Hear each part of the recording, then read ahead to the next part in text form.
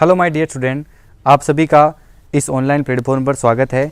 आज हम पुणे एक नई class relativity and mechanics part number 3 लेकर आए उसका, जो आपके BSc first year and BSc BEd first year जो आप नए बच्चे आने वाले हैं उसके लिए, है ना। 2 पार्ट अपन ने 3 पार्ट इसके बना चुके रिलेटिव एंड मैकेनिक्स के। एक सबसे पहले अपन ने बनाया था स्ट्रेटजी क्लास, इसकी रणनीति क्या आपका सिलेबस होता है बीएड वालों का, फर्स्ट ईयर का कैसे क्या होता है, बीएससी वालों का भी क्या होता है, दोनों की कंबाइंड में चल रही क्लास। ठीक है, आपका तो पेपर फर्स्ट है बीएड वालों के लिए और आपका भी पेपर फर्स्ट है बीएससी वालों के लिए, जिसका नाम है मैकेनिक्स।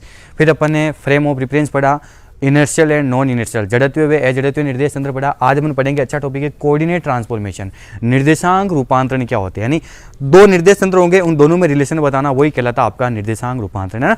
तो आप ध्यान से सबसे पहले नोट्स बनाइएगा। मैंने आपको बार बार एक ही चीज़ किया, आप नोट्स बनाइए। इंग्लिश मीडियम के है तो आप हिंदी में लिख दीजिए, कोई दिक्कत नहीं, क्योंकि अपन टर्म्स एंड कंडीशन सारी इंग्लिश में यूज होती है।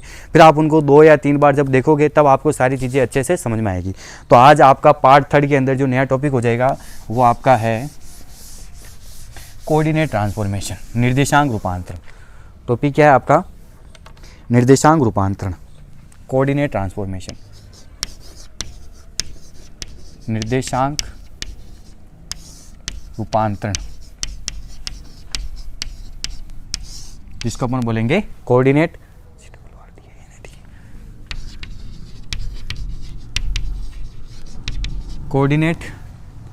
ट्रांसफॉर्मेशन।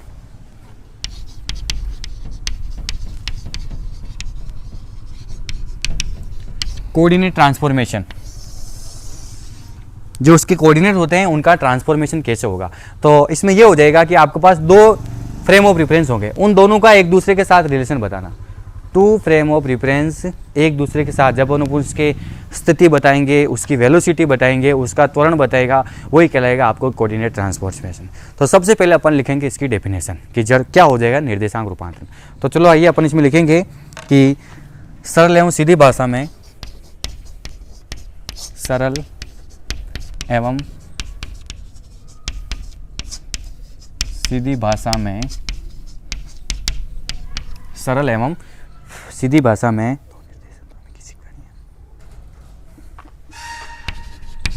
2 निर्देश तंत्रों में, 2 निर्देश तंत्रों में किसी कण या 2 निर्देश तंत्रों में किसी कण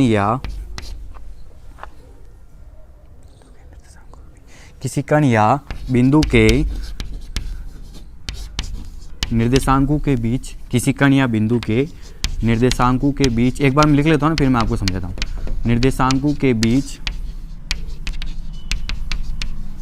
किसी कण या बिंदु के निर्देशांकों के बीच संबंध बताने वाले समीकरणों को, संबंध बताने वाले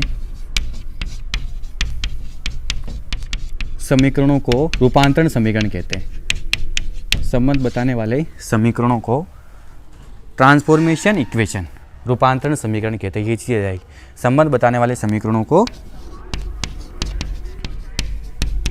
रूपांतरण समीकरण, है ना, ट्रांसफॉर्मेशन इक्वेशन। ये तो इसकी नॉर्मल वे में डेफिनेशन हो जाएगी। इनको अपन क्या बोलेंगे? Transformation equation, transformation equation. ठीक है, ये हो गया आपकी नॉर्मल वेज में।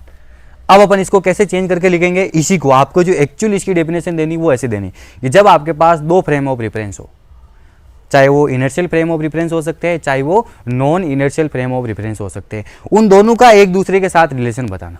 अब उस रिलेशन में क्या क्या आ जाएगी, उन दोनों की पोजीशन, जैसे आपके पास पहला वाला फ्रेम ऑफ रेफरेंस है, उसमें कोई पार्टिकल की पोजीशन आर है, दूसरे वाले फ्रेम ऑफ रेफरेंस में पार्टिकल की पोजीशन आर डैश है, तो what is the relation between r and r dash, इनमें क्या रिलेशन होगा। फिर उसके बाद जब आप इसका क्या करोगे, डिफरेंशियल करोगे टी के अकॉर्डिंग, तो फिर आपको क्या हो जाएगी, वेलोसिटी, वेग प्राप्त हो जाएगा v, और इसका क्या हो जाएगा v डैश। ओके, फिर उसके बाद आपको हो जाएगा एक्सेलरेशन a और a डैश। तो इन तीनों पोजिशन में आपको रिलेशन बताना है। और एक चीज, जो आपका कोऑर्डिनेट ट्रांसफॉर्मेशन है वो 2 पार्ट में डिवाइड हो जाएगा। इसको अपन या यूं कहे तो 2 प्रकार का होता है। एक तो हो जाएगा आपका टाइम डिपेंड, जो टाइम पे डिपेंड होता है वो कोऑर्डिनेट ट्रांसफॉर्मेशन, और एक हो जाएगा आपका टाइम इंडिपेंडेंट कोऑर्डिनेट ट्रांसफॉर्मेशन। एक तो किस पे डिपेंड करेगा, टाइम पे डिपेंड करेगा, और एक क्या करेगा, टाइम पर नहीं डिपेंड करेगा। वो सारी चीज़ें यहाँ पर लागू होगी। तो ये चीज़ लिखा अपन ने। अब अपन इसकी एक्चुअल डेफिनेशन क्या होती है वो लिखते हैं। तो चलो आइए, इसकी जो एक्चुअल डेफिनेशन हो जाएगी वो ये हो जाएगी जो आपको एग्जाम में लिखनी है, कि आपको जब भी ये क्वेश्चन पूछ ले तो आपको जो डेफिनेशन लिखनी है वो इस प्रकार लिखोगे आप कि किसी घटना के लिए, इसकी परिभाषा हो जाएगी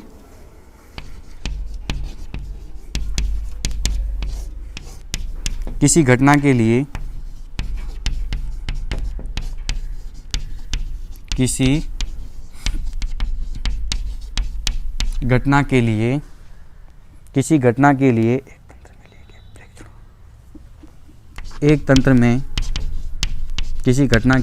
एक तंत्र में लिए गए प्रेक्षणों यानी ऑब्जर्वेशन, उस चीज़ का ऑब्जर्व करना है ना। किसी घटना के लिए एक तंत्र में लिए गए प्रेक्षणों तथा उसी घटना के लिए किसी घटना के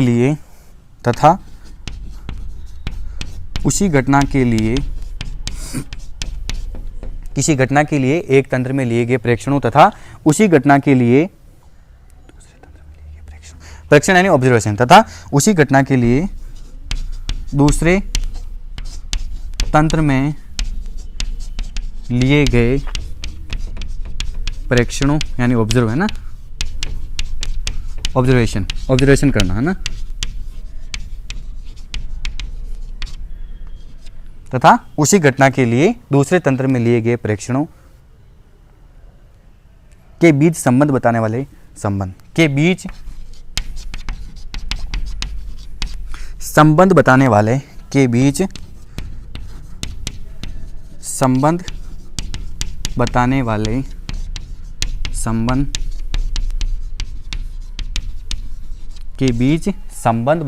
संबंध क्या कहलाएंगे? आपके निर्देशांक रूपांतरण समीकरण कहलाते हैं। निर्देशांक रूपांतरण समीकरण कहलाते हैं, कोऑर्डिनेट ट्रांसफॉर्मेशन इक्वेशन। ठीक है, ये हो गई भाई। अपने को दो निर्देश तंत्र लेना है और दो निर्देश तंत्र में एक ही समय में एक तंत्र में लिए गए ऑब्जर्वेशन वही दूसरे तंत्र के अंदर लिए गए ऑब्जर्वेशन के बीच में जो संबंध बताएंगे, दोनों के बीच में रिलेशन, वो कहलाएगा आपका कोऑर्डिनेट ट्रांसफॉर्मेशन। यही बात समझ में? ये इसकी डेफिनेशन हो गई। अपन इसको समझा कि सरल एवं सीधी भाषा में दो निर्देश तंत्रों में किसी कण या बिंदु के निर्देशांकों के बीच संबंध। दो निर्देश तंत्र में कण एक ही होगा, निर्देश तंत्र आपके क्या हो जाएंगे दो, लेकिन कण उसमें क्या होगा एक ही। तो उस कण या निर्देशांकों के बीच संबंध बताने वाले समीकरणों को अपन रूपांतरण समीकरण या निर्देशांक रूपांतरण समीकरण कहते हैं। ठीक है, कहते हैं निर्देशांक रूपांतरण समीकरण कहते हैं। या आप चाहो तो इसकी परिभाषा क्या लोगों की डेफिनेशन, किसी घटना, उस समय कोई घटना हो रही, उसके लिए एक तंत्र में लिए गए प्रेक्षण तथा उसी घटना के लिए दूसरे तंत्र में लिए गए प्रेक्षण यानी ऑब्जर्वेशन के बीच संबंध बताने वाले संबंध, दोनों के बीच संबंध बताएंगे, उनको संबंध को अपन क्या बोलेंगे? निर्देशांक रूपांतरण, कोऑर्डिनेट ट्रांसफॉर्मेशन इक्वेशन कहते हैं। ये हो गई इसकी डेफिनेशन, समझ में आ गया? अब अपन क्या करेंगे इससे रिलेटेड टॉपिक। सबसे पहले इसके दो प्रकार होते हैं, आइए उसको अपन जानते हैं। तो सबसे पहले अपने पास हो जाएगा टू टाइप्स ऑफ कोऑर्डिनेशन। जो उसके दो टाइप्स होते हैं उनको अपन देखते हैं। यस, तो सबसे पहले अपन करेंगे कि निर्देशांक रूपांतरण दो प्रकार के होते हैं। निर्देशांक रूपांतरण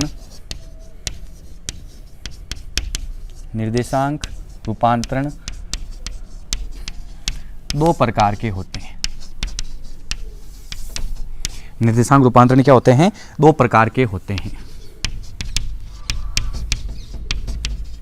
ठीक है, नंबर एक समयाश्रित, जो टाइम पे डिपेंड करेगा। समय अनाश्रित निर्देशांक रूपांतरण, समय अनाश्रित जो टाइम पर डिपेंड नहीं करेगा। समय अनाश्रित निर्देशांक रूपांतरण, जिसको अपन बोलेंगे समय अनाश्रित निर्देशांक रूपांतरण, जो आपका इंग्लिश में क्या हो जाएगा? इंग्लिश में हो जाएगा आपका टाइम इंडिपेंडेंट, टाइम पर डिपेंड नहीं करने वाले, टाइम इंडिपेंडेंट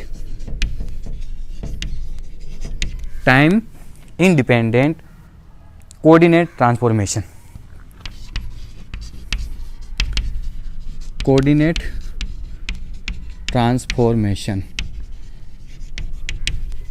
ठीक है। और दूसरा प्रकार हो जाएगा इसका समयाश्रित, जो समय पर डिपेंड करने वाला। दूसरा क्या हो जाएगा, समयाश्रित निर्देशांक रूपांतरण। समयाश्रित निर्देशांक रूपांतरण, जिसको अपन बोलेंगे टाइम डिपेंडेंट रूपांतरण, जिसको अपन क्या बोलेंगे, time dependent coordinate transformation. Time dependent coordinate transformation.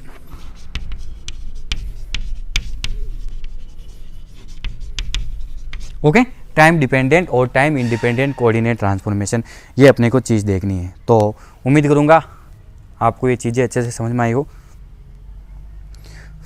अब अपना टॉपिक शुरू होगा टाइम इंडिपेंडेंट। अलग अलग पढ़ेंगे इनको, क्वेश्चन भी कैसे पूछते हैं वो भी मैं आपको बताऊंगा। भाई कोऑर्डिनेट ट्रांसफॉर्मेशन क्या होता है, इसकी अपने डेफिनेशन देख ली। और कोऑर्डिनेट ट्रांसफॉर कितने प्रकार का होता है, 2 प्रकार का, यानी समय अनाश्रित, आप हिंदी पढ़ते हो ना, जो समय पर अनाश्रित नहीं होते हैं, तो यानी टाइम इंडिपेंडेंट कोऑर्डिनेट ट्रांसफॉर्मेशन। एक हो जाएगा समय आश्रित, जो समय पर आश्रित होते हैं, टाइम डिपेंडेंट कोऑर्डिनेट ट्रांसफॉर्मेशन। 2 प्रकार होते हैं। सबसे पहले इसको पढ़ेंगे कि ऐसा निर्देश तंत्र, आपके पास 2 निर्देश तंत्र होंगे, अगर वो टाइम पर इंडिपेंडेंट होते हैं तो उनके जो संबंध है ना, आर, वी और ए, इनमें क्या रिलेशन है वो अपने को देखना। यस, चलो आइए पहला प्रकार अपन पढ़ेंगे इसका। फर्स्ट टाइप हो जाएगा आपका इसका कोऑर्डिनेट ट्रांसफॉर्मेशन का। फर्स्ट टाइप हो जाएगा कि टाइम इंडिपेंडेंट कोऑर्डिनेट ट्रांसफॉर्मेशन। पहला प्रकार अपन पढ़ रहे हैं ना, टाइम इंडिपेंडेंट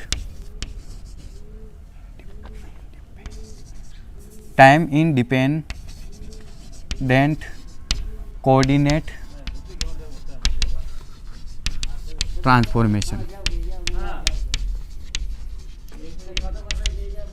ठीक है, पहला प्रकार पढ़ रहे अपन, हिंदी में नहीं लिख रहा हूं मैं, समझ आना। समय अनाश्रित निर्देशांक रूपांतरण, उसके बारे में अपन पढ़ रहे हैं ना। समय अनाश्रित निर्देशांक रूपांतरण क्या होते हैं, तो सबसे पहले अपन डायग्राम बना लेते हैं एक। ये हो जाएगा आपका फ्रेम ऑफ रेफरेंस, 2 एक साथ है ना।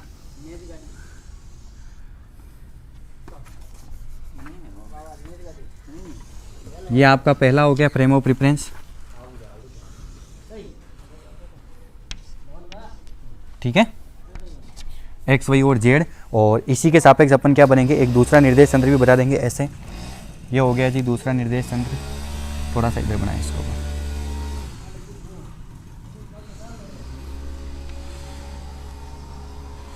थोड़ा सा इधर रखेंगे अपन, है ना। 2 निर्देश तंत्र है ना, एक साथ अटैचमेंट कर रहे हैं।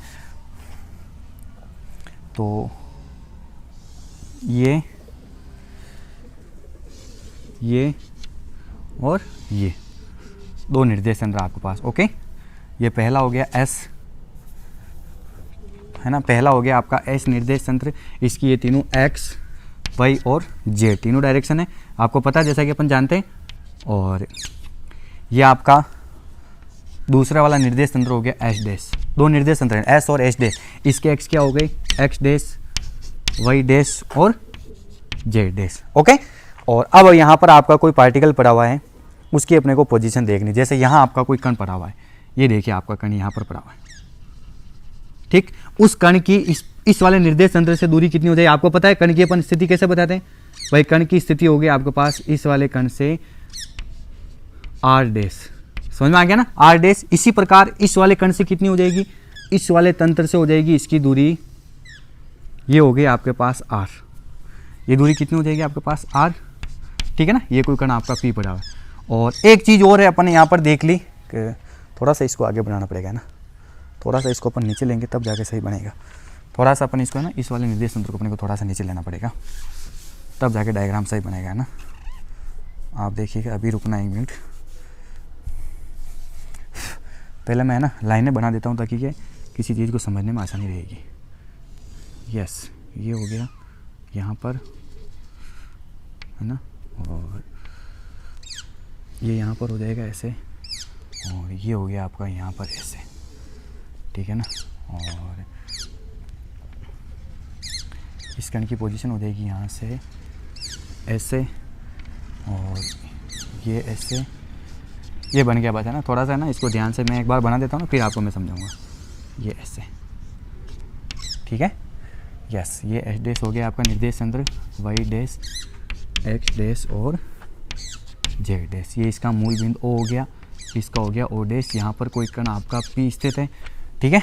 इसकी यहाँ से दूरी तो कितनी हो जाएगी, पहले वाले से आर डैश, और इससे कितनी होगी आर, और इससे कितनी हो जाएगी, ये से यहाँ तक इसका विस्थापन कितना है, R0।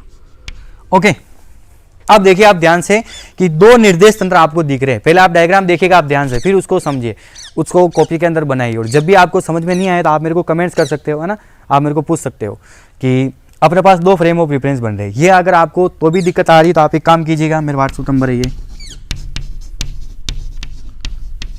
ठीक है, ये मेरा व्हाट्सएप नंबर है। आप इसके ऊपर स्क्रीनशॉट लेके उसको भेज सकते हो या मेरे को पूछ सकते हो कि जो क्योंकि आप ही नए बच्चे आएंगे जो मेरे को कम जानते हैं, बाकी लगभग सारे जानते हैं कि सर ये डायग्राम में क्या चीज़ समझ में नहीं आ रही है, या डायग्राम के अलावा भी कहीं भी आपको दिक्कत हो तो आप इस व्हाट्सएप नंबर को मेरे को पूछ सकते हैं, है ना। तो अब आइए आगे, दो फ्रेम ऑफ रेफरेंस है, एक तो हो गया ये एस और एक हो गया एस डैश, दिख रहा है इनकी अक्ष। देखो पहला हो गया ये एक्स, वाई और जेड, फिर दूसरा फ्रेम ऑफ रेफरेंस हो गया ये एक्स डैश, वाई डैश और ये जेड डैश, तीनों डायरेक्शन हो गई। अब यहाँ पर आपका कोई कण स्थित है, पी कण होता है आपको पता है। अब इस कण को दोनों के अंदर देखना है, दोनों निर्देश तंत्र के अंदर देखना है। तो आपको पता है इसके मूल बिंदु से यहाँ तक की दूरी कितनी होती है, आर डैश, क्योंकि एच डैश वाला है। इसी प्रकार इसकी यहाँ से यहाँ तक की दूरी कितनी होगी, आर। और ये मान लिया कि जो ये वाला निर्देश तंत्र है यहाँ से यहाँ तक कितना विस्थापित है, R0। भाई दोनों के बीच का विस्थापन कितना, R0। ये हमेशा नियत रहता है, आपको पता, फिक्स कर रखा अपन ने। अब देखिए अपन इसकी वैल्यू निकालते हैं। आइए तो अपन देखेंगे कि माना दो निर्देश तंत्र, माना दो निर्देश तंत्र फ्रेम ऑफ रेफरेंस एस व एच डैश है, ठीक है। जैसा कि डायग्राम दिख रहा है आपको, अपने पास चीजें हैं कि माना दो निर्देश तंत्र एस व एच डैश हैं और इनके ओरिजिन पॉइंट क्या हो गए कि इन निर्देश तंत्रों के मूल बिंदु, इन निर्देश तंत्रों के ओरिजिन पॉइंट क्या हो गए, मूल बिंदु, इन निर्देश तंत्रों के मूल बिंदु ओ व ओ डैश है। दिख रहा है डायग्राम में, ये निर्देश तंत्र ओ और इसका क्या हो गया, ओ डैश। ओके, फिर आगे चलिए वापस आप कि ओ से ओ डैश तक का विस्थापन, ओ से ओ डैश तक का विस्थापन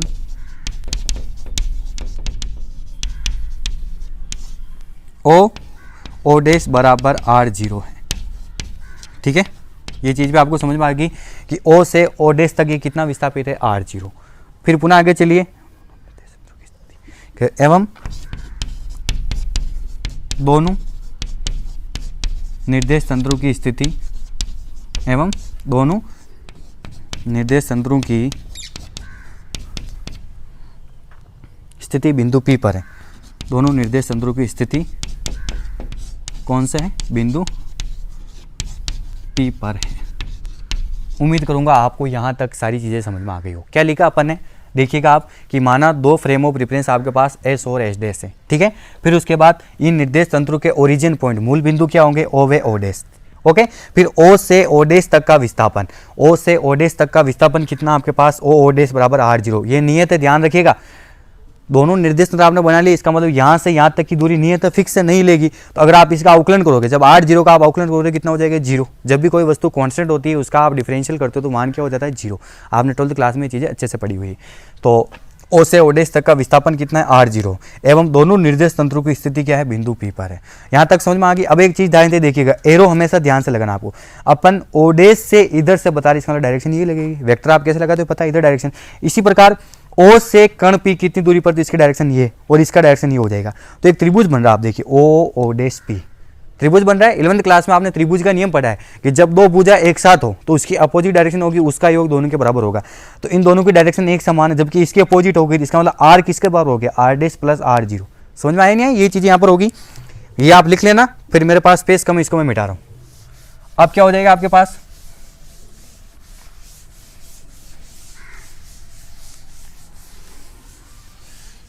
यस, अब अपने पास हो जाएगा कि अपने देख ले दोनों की स्थिति है। तो त्रिभुज ओ डैश P में त्रिभुज नियम से, त्रिभुज ओ डैश P में त्रिभुज नियम से त्रिभुज नियम से क्या होता है कि आपको पता है कि आर डैश बराबर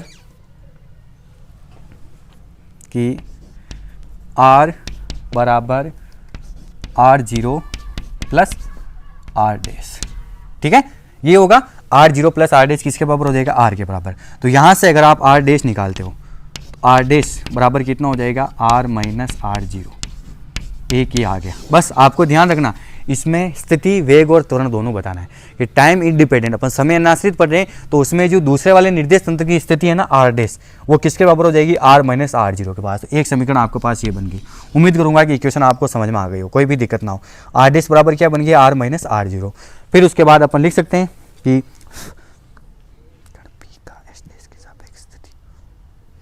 आर डैश क्या है, जहां आर डैश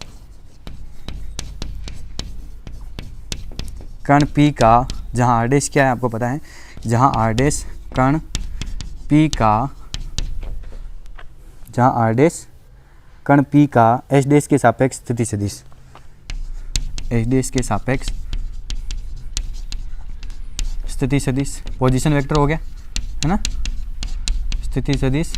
और आर क्या है, आर हो जाएगी कण P का एस के सापेक्ष, है ना, एस के सापेक्ष स्थिति सदिश। और आर डैश क्या हो जाएगी, बिंदु ओ डैश का ओ के सापेक्ष, आर जीरो बिंदु ओ डैश का, ये जो बिंदु है ना ओ डैश, उसका ओ के सापेक्ष स्थिति सदिश, बिंदु ओ डैश का ओ के सापेक्ष स्थिति सदिश। ये तीनों चीजें अपन ने बता दी, ठीक है। ये चीजें अपन ने लिख दी। आर डैश, आर और आर नोट क्या है, एक इक्वेशन आ गई आपके पास, ये आर डैश बराबर आर माइनस आर नोट। तो फिर अपन ने देखा वेयर आर डैश क्या है कि जो आर डैश है वो कण P का, जो कण P है उसका एच डैश, एच डैश निर्देश तंत्र के सापेक्ष पोजीशन वेक्टर है। और आर क्या है, कण P का S, यहाँ पर S लिखा है ना, S के सापेक्ष पोजीशन वेक्टर है, आप लिख लेना, मैंने ऐसा इस प्रकार लाइन बता दी। और आर जीरो है, ये आर जीरो ओ डैश का ओ के सापेक्ष, बिंदु ओ डैश का ओ के सापेक्ष स्थिति सदिश। एक तो ये हो गई। अब डायग्राम की जरूरत नहीं, इसको मैं मिटा रहा हूँ, है ना, इधर लिखेंगे अपन। तो अब आपके पास क्या हो जाएगा यहां से, यस, टी के सापेक्ष अवकलन करने पर इस समीकरण का आपको टी के सापेक्ष डिफरेंशियल करना है। टी के सापेक्ष डिफरेंशियल अवकलन कीजिए आप।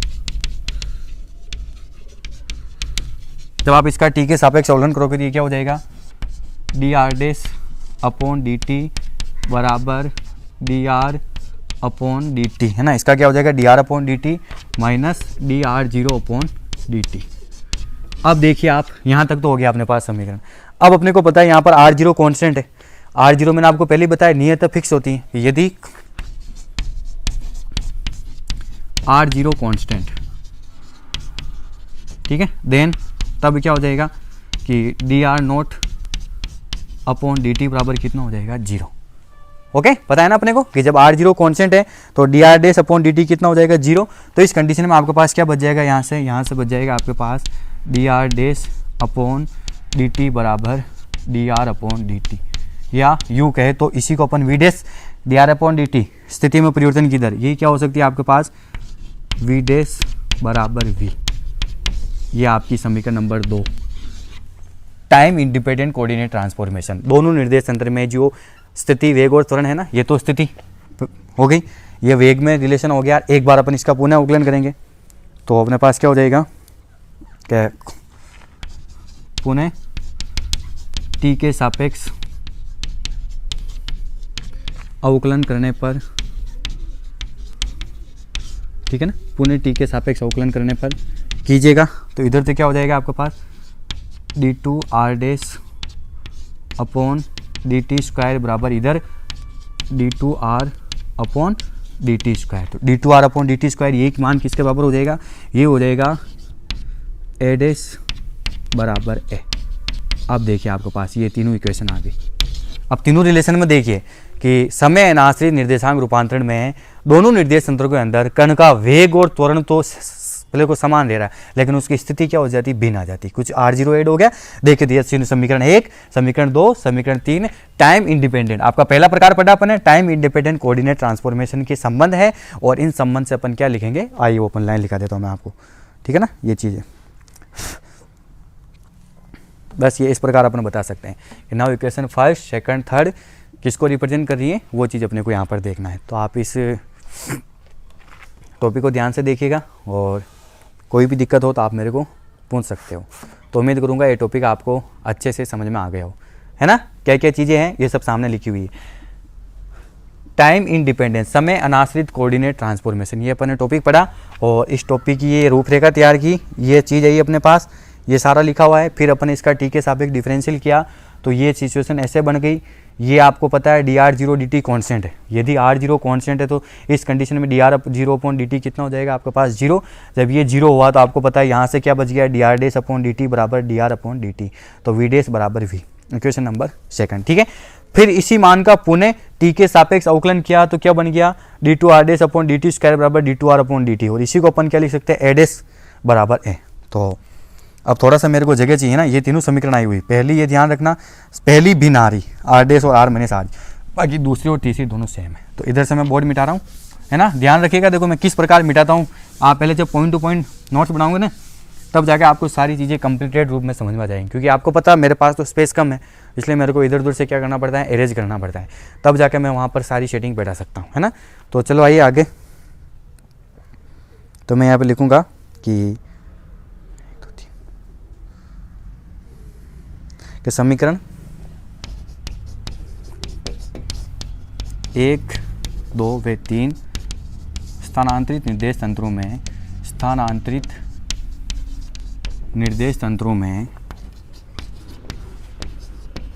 समीकरण 1, 2, 3 स्थानांतरित निर्देश तंत्रों में क्या है,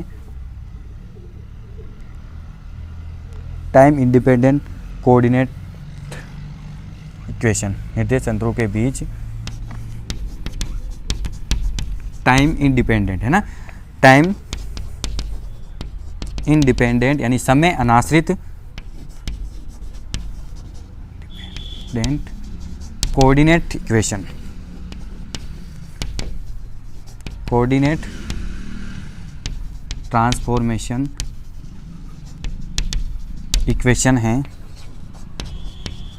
ठीक है। मतलब वही है ना, इंग्लिश में लिख दिया मैंने यहाँ पर कि समीकरण 1, 2, 3 जो स्थानांतरित बार बार चेंज हो रहे हैं, उन निर्देश तंत्रों के बीच, दोनों निर्देश तंत्र उसके बीच समय अनाश्रित निर्देशांक रूपांतरण समीकरण, मतलब time independent coordinate transformation equation. Now first, second and third time independent coordinate transformation equation है। ये चीज़ आप ध्यान से देखिएगा। अब आप देखिए जो तीनों इक्वेशन है, पहली वाली इक्वेशन क्या थी आपके पास, पहली वाली इक्वेशन थी r डैश बराबर, यहाँ पर लिख रहा हूँ ना, यहाँ पर थी, लिखना जरूरी है, r डैश बराबर क्या था, r माइनस r0, ये थी ना आपकी पहली वाली इक्वेशन, क्या थी, r डैश बराबर r माइनस r0, दूसरी और तीसरी। अब आप इन तीनों में देखिए कि तीनों से अपन क्या बता सकते हैं, कि अपन तीनों से बता सकते हैं कि उपरोक्त समीकरण से स्पष्ट हैं, आप यहाँ पर लिखेंगे कि उपरोक्त समीकरण से स्पष्ट हैं क्या, तीनों समीकरण में क्या स्पष्ट है कि कण की पोजीशन चेंज आ रही, बाकी वेलोसिटी और एक्सेलरेशन दोनों में क्या आ रहा है, सेम आ रहा है। तो उपरोक्त समीकरण से स्पष्ट हैं कि केवल निर्देश तंत्र एस डैश में, केवल निर्देश तंत्र एस डैश में, समीकरण से स्पष्ट है कि केवल निर्देश तंत्र एस डैश में कण की स्थिति भिन्न प्रेक्षित होगी, कण की जो पोजीशन है वो अलग आएगी, कण की स्थिति भिन्न प्रेक्षित होगी,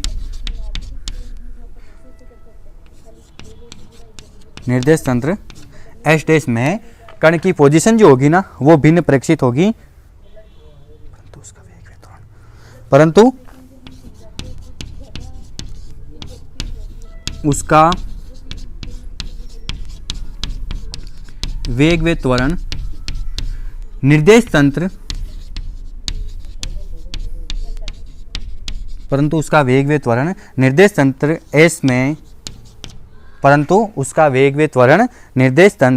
एस में मापे गए मानों के बराबर होगा।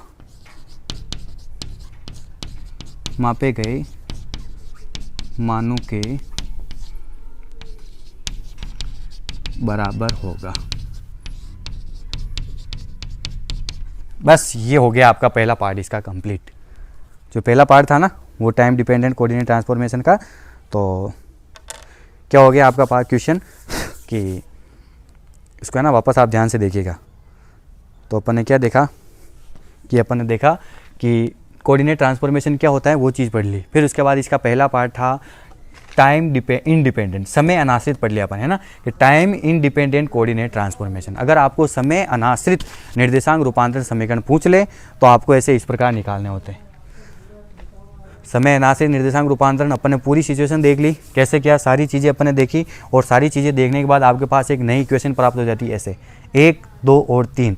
तो ये तीनों समीकरण 1 व 2 व 3 यही मैंने यहाँ पर लिखा है ना, कि जो दोनों निर्देश तंत्रों के बीच time independent coordinate transformation equation है, यानी समय अनाश्रित निर्देशांक रूपांतरण समीकरण है। और उपरोक्त समीकरण से स्पष्ट है कि केवल निर्देश तंत्र एस डैश में कण की स्थिति भिन्न प्रेक्षित होगी, क्योंकि R0 और जुड़ गया यहाँ पर। केवल निर्देश तंत्र एस डैश में कण की स्थिति भिन्न प्रेक्षित होगी, परंतु उसका वेग व त्वरण, है ना, थोड़ा शॉर्ट में लिखा, आप इसको ध्यान से देखिएगा कि परंतु उसका वेग व त्वरण निर्देश तंत्र एस में मापे गए मानों के बराबर होगा। ध्यान रखिएगा, वी डैश वी के बराबर हो रहा है, यानी जो एस के अंदर कण का वेग होगा वही एस डैश में होगा, जो एस के अंदर कण का एक्सेलरेशन होगा त्वरण वही एस डैश के अंदर होगा। केवल और केवल जो चेंज हुआ वो क्या चेंज हुआ, उसकी पोजीशन। यहाँ पर सिर्फ कौन सा रिप्रेजेंट हो रहा है, यहाँ पर रिप्रेजेंट हो रहा है केवल और केवल उसकी पोजीशन चेंज हो रही है, बाकी उसका मान क्या हो रहा है आपको सेम प्राप्त होगा। ठीक है ना। तो आज का अगर आप क्वेश्चन लिखना चाहो, इसका दूसरा प्रकार है ना, अब समय आश्रित। दूसरा प्रकार क्या है, टाइम डिपेंडेंट कोऑर्डिनेट ट्रांसफॉर्मेशन। दूसरा प्रकार अपन पढ़ेंगे टाइम डिपेंडेंट कोऑर्डिनेटर ट्रांसफॉर्मेशन, वो अपन पढ़ेंगे इसके अगले वाले पार्ट में। जो पार्ट नंबर अपन 4 लेकर आएंगे रिलेटिविटी इन मैकेनिक्स का, उसके अंदर अपन इसको देखेंगे, है ना। तो आप अगर आज का क्वेश्चन देना चाहो तो आज का क्वेश्चन आपके हो जाएगा, आज का क्वेश्चन क्या हो जाएगा आपके पास, आज के क्वेश्चन हो जाएगा आपके पास कि निर्देशांक रूपांतरण किसे कहते हैं। और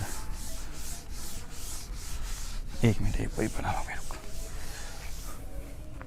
आज अगर आप क्वेश्चन लिखोगे तो क्या हो जाएगा कि क्वेश्चन एक ही बनेगा, निर्देशांक रूपांतरण किसे कहते हैं, निर्देशांक रूपांतरण किसे कहते हैं, निर्देशांक रूपांतरण किसे कहते हैं स्थानांतरित निर्देश तंत्रों के लिए, स्थानांतरित निर्देश तंत्रों के लिए, स्थानांतरित निर्देश तंत्रों के लिए समय अनाश्रित, टाइम इंडिपेंडेंट, है ना, समय अनाश्रित रूपांतरण समीकरण ज्ञात करो। समय अनाश्रित रूपांतरण समीकरण ज्ञात करो, ये आपका पूरा क्वेश्चन हो जाएगा। बस अभी आज जो पढ़ा ना, इससे ज़्यादा से ज़्यादा क्या कर सकते हैं, आपको इसको 2 पार्ट में पूछ सकते हैं कि what is the definition of coordinate transformation. एक तो ये पूछ लिया, ये इसी का दूसरा पढ़ लिया कि जब 2 निर्देश तंत्र आपके पास, उसके लिए टाइम इंडिपेंडेंट समय अनाश्रित रूपांतरण समीकरण, जो आपको तीनों बताने कौन कौन से हैं, आर डैश वाला, आर माइनस वी टी, और sorry r minus r not, दूसरा क्या हो गया आपके पास वी डैश बराबर वी, और तीसरा क्या हो गया आपके पास ए डैश बराबर ए, है ना। ये तीनों आपके कोऑर्डिनेट ट्रांसफॉर्मेशन हो जाएंगे आपके टाइम इंडिपेंडेंट कोऑर्डिनेट ट्रांसफॉर्मेशन, उनको आपको बताना है। और इन चीज़ों को आप ध्यान से देखिएगा, और कोई भी दिक्कत आपको नहीं आनी चाहिए, कोई भी समस्या हो तो आप मेरे को पूछ सकते हो, है ना। और घर पे आप इनको ध्यान से देखिएगा। अपना जो टॉपिक था क्या क्या आज कंप्लीट हो गया, फ्रेम ऑफ रेफरेंस। अपनी शुरुआत कहाँ से हुई थी, अपनी शुरुआत हुई थी फ्रेम ऑफ रेफरेंस से। तो फ्रेम ऑफ रेफरेंस क्या होता है पूरा अपन ने समझ लिया, उसका डिस्प्लेसमेंट विस्थापन, है ना, विस्थापन सदिश, उसका वेलोसिटी वाला और उसका एक्सेलरेशन वाला, तीनों पॉइंट कंप्लीट कर लिए। फिर उसके बाद अपन आए inertial and non inertial frame. दोनों को मैंने डेफिनेशन दी। इनर्शियल फ्रेम मैंने आपको बताया, जड़त्व निर्देश तंत्र और अजड़त्व निर्देश तंत्र। फिर दोनों में डिफरेंस मैंने आपको बताया, क्वेश्चन भी कैसे पूछ सकते हैं, दोनों में डिफरेंस, दोनों में अंतर बताया, ठीक है। और फिर अपन ने आज पढ़ा कोऑर्डिनेट ट्रांसफॉर्मेशन। कोऑर्डिनेट ट्रांसफॉर्मेशन क्या होता है उसकी मैंने डेफिनेशन देखी, और डेफिनेशन देखने के बाद फिर अपन ने उसके जो प्रकार है दो, टाइम इंडिपेंडेंट कोऑर्डिनेट ट्रांसफॉर्मेशन, एक होता है टाइम डिपेंडेंट कोऑर्डिनेट ट्रांसफॉर्मेशन। उसमें से आज अपन ने एक सोल्व कर लिया, कौन सा, टाइम इंडिपेंडेंट समय अनाश्रित रूपांतरण समीकरण, जो आपके ये आए। कल अपन वाले पार्ट में पढ़ेंगे टाइम डिपेंडेंट समय आश्रित श्रोडिंगर समीकरण, उसको अपन सोल्व करेंगे।